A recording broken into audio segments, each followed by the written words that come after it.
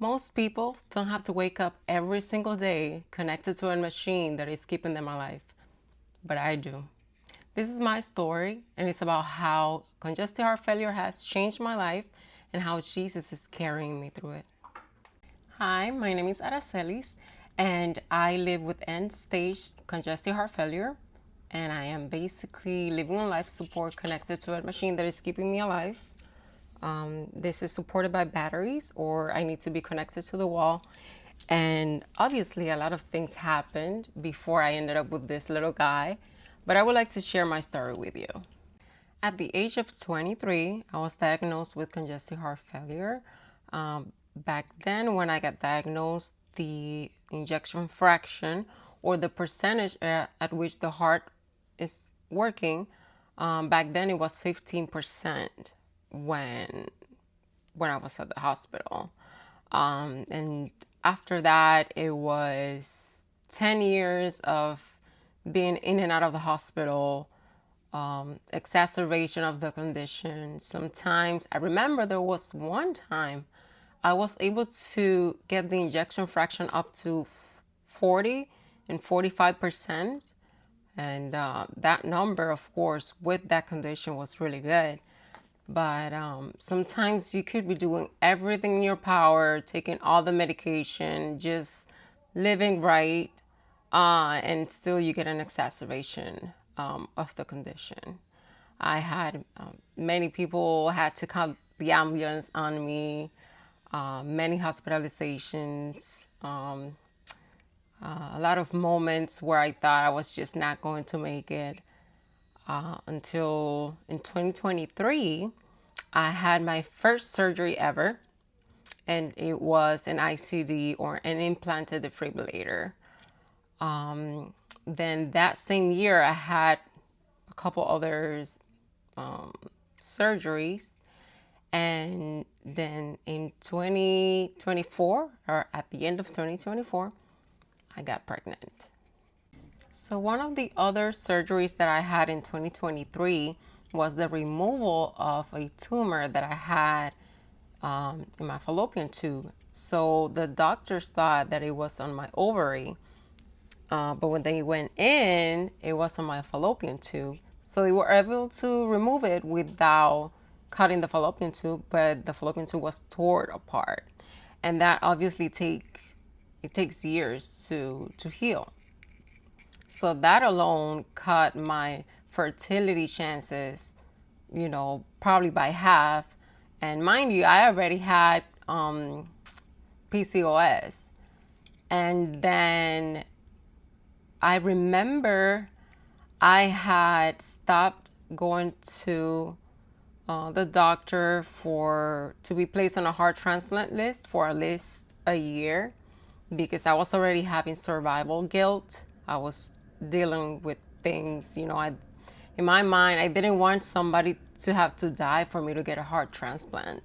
And that kind of ate me up alive for some time. So I stopped going to the doctors to be placed on a heart transplant list.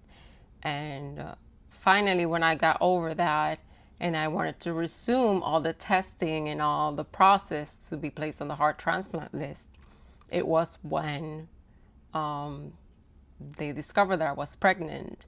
So for the heart, it's called a heart workup, or a heart transplant workup. And one of the tests, it's called a heart cath, or a right heart cath. And I was going in for that exam. And then obviously the pregnancy test came out positive. They came in and congratulate me. And I'm like, congratulations, you're going to be a mom. I was like, I couldn't believe it. So for that procedure, you usually have to get sedated. I couldn't get sedated because the pregnancy test was positive. And they did the testing, and I had my first appointment with the OB. He confirmed that I was 5-6 weeks pregnant by the time when they discovered it. By the time I was about 3 months pregnant, my injection fraction had dropped to 10%. I was having multiple organ failure, kidney failure. I wasn't receiving oxygen to my stomach. Of course, my heart functionality was almost non-existent. I was feeling very, very, very sick. And then one day I'm rushed to the hospital. That was the beginning of 2025. And I stayed hospitalized for about 5 months. And a lot of things happened in that hospitalization. A lot of things happened. So it was a very long hospital stay. I had the bad news that I could not have the baby. They gave me about 2 months to live or less. And the baby already had problems. His blood pressure was up to 200. And so they could not guarantee that they were going to be able to keep me alive or the baby, and let alone both of us. And so I couldn't continue with the pregnancy.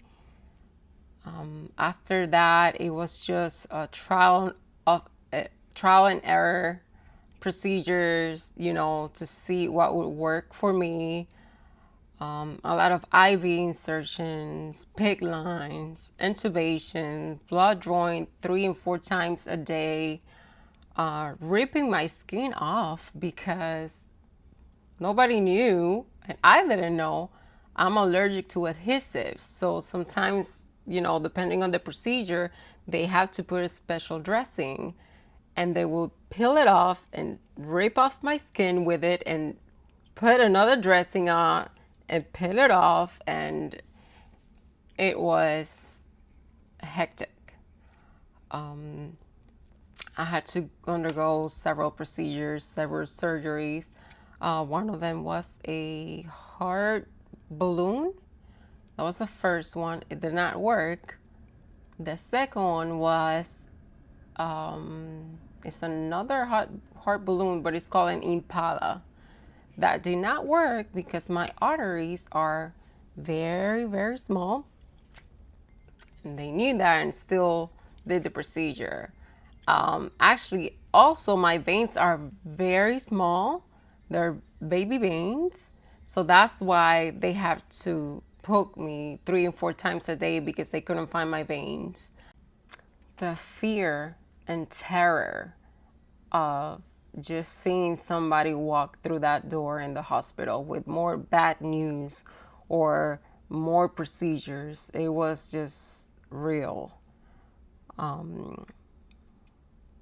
They decided that since those procedures did not work, then I was a good candidate for the LVAD, or the left ventricular assist device, to help me with the pumping of the blood in my heart. And so it was February 18th that procedure happened. It's an open heart surgery, and the recovery was very rocky, very, very, very uphill. They went in and they implanted the heart pump, and obviously that is for the left ventricle. And what happened was that my right ventricle stopped working. And so they had to insert like another tube or second tube through my neck. That's why I have this scar right here, to connect me to another machine to help the right ventricle function, because it was not functioning after that surgery. And then my kidneys stopped working as well. So I was also connected to another machine for my kidneys, and I had to get dialysis. I don't remember what other things stopped working after that huge an invasive surgery, but like I said, the recovery from that surgery, it was very hectic. It was very, very hard. After that surgery, I could not walk. I could not stand by myself. I couldn't even lift my torso from the bed in order to get up. I couldn't use my arms to push myself or anything. To use the restroom, I had to have 2 or 3 people help me up and help me sit down, and just I needed a lot of help. Also, I had severe anemia, and I read in one of my medical records that they diagnosed me with anorexia, because the thing is that I stopped eating completely. It was like my stomach just closed up and I couldn't eat anything. I couldn't drink anything. Even water, I would vomit. And it was very hard. And of course, when you have a surgery, you know, that invasive and that big, you need to be eating. You need the nutrients. And I was not getting any of that. So that's the whole other story on its own. The hardest part, it was feeling like I was not going to make it, feeling like I was agonizing, feeling like I am dying, and feeling that I am not going to make it the next day. And so in those moments, I had a specific prayer, and I will say, God, I feel like I am not going to make it today. Please help me accept it, and just for everything to be well with my soul. But if I am going to make it, please give me the strength to hold on till tomorrow, because I feel like I am vanishing and I need you right now. And I will wake up the next day.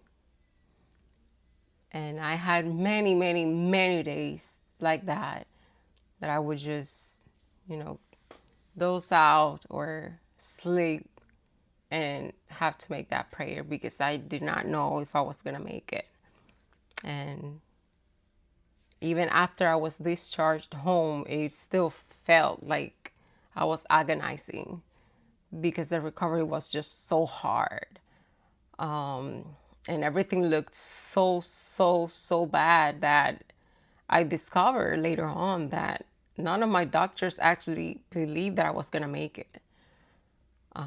So that's kind of hard.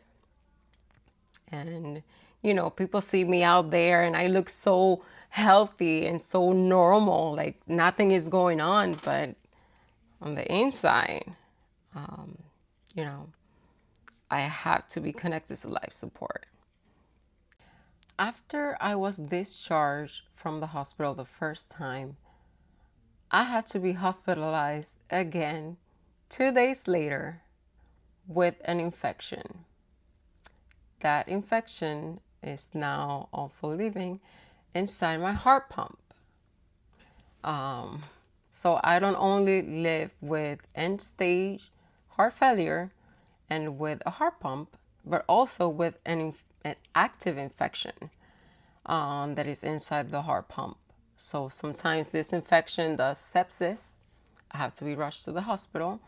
I had 2 debridement is what they call it, procedures, because sometimes the infection gets in my chest, and they have to scrape it and clean it out.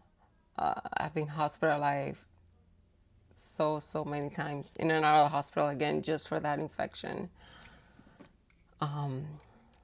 So I remember not too long ago, I told someone, how many people do you know that have a heart condition, are living with a heart pump, are living with an active infection in their heart pump, and they can still look like this, like nothing is going on, like nothing is happening. I think it's safe to say that this is what God's grace looked like. And through it all, I have to say that my Jesus, my Lord, my Yahweh has been my rock throughout all this process. And I know I would have not made it out alive if it wasn't because He wants me to be alive for some reason, for a purpose. And I am here to fulfill that purpose. I remember that in the hospital, when I thought, that I was not going to make it, I would just make it upon myself to be a preacher out there, to be a preacher in my room and share the gospel with everybody. I kept thinking, well, if I'm going to die, I need to try to make my last moment into an impactful moment for other people. So on purpose, I would speak to other people or my nurses or my doctors, any specialists or anybody that walked through the door. Start with a question, hey, do you know anything about Jesus? Have you heard that name before? And just, start going from there. And so that is just something I would do to just cope with everything. And, understanding that if it was my last days, I want them to count, And I remember I had specialists.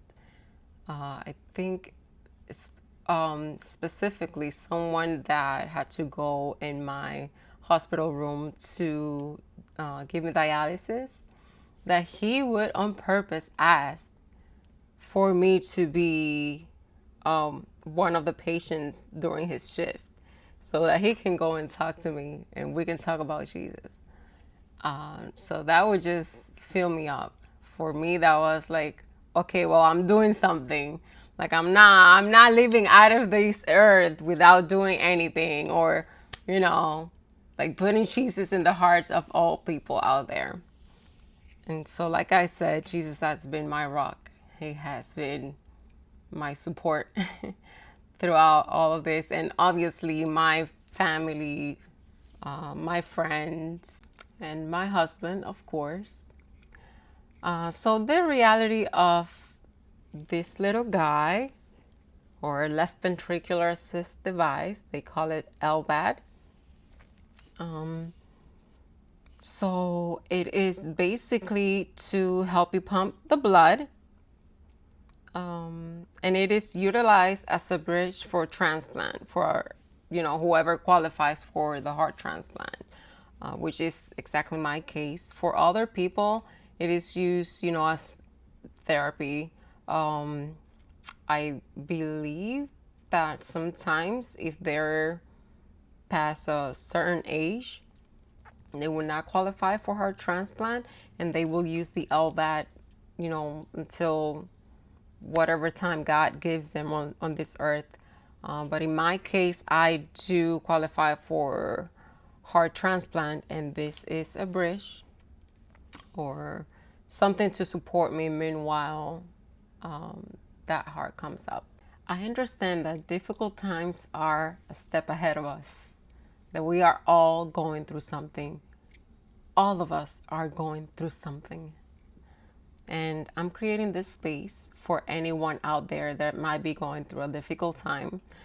If you're walking through something very hard and just need hope or honesty throughout this journey, please know that you're not alone and you're welcome here. Peace out.